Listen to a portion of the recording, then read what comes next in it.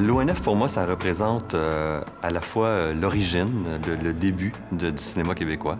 Donc, un espace de mémoire, puis en même temps, un espace où les cinéastes peuvent plus facilement qu'ailleurs, probablement, faire ce qu'ils ont vraiment envie de faire.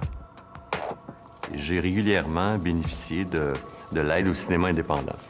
Et c'est une formule qui permet à des jeunes cinéastes qui ont souvent seulement une aide du Conseil des arts du Canada ou du Calque avec l'implication d'un producteur, des fois un peu de la SODEC, mais des productions vraiment très indépendantes, d'aller chercher à l'ONF toute une pléiade de services techniques.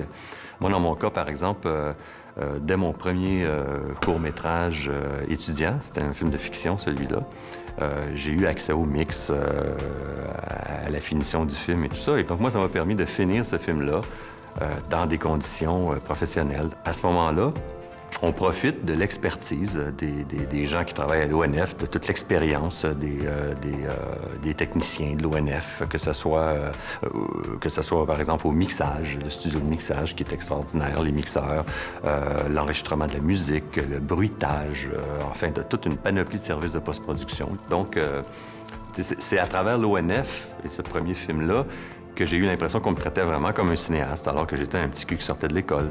Et ça, pour moi, ça a été important. L'avenir de l'ONF semble incertain. Depuis quelques années, on entend plus souvent parler de restructuration, de coupes budgétaires, etc. C'est les échos qu'on en a. Ça semble vouloir diminuer plutôt que d'être en expansion à l'ONF. Alors oui, je pense que ça, c'est inquiétant parce que je pense que l'ONF, c'est un joyau de la culture au Québec, au Canada.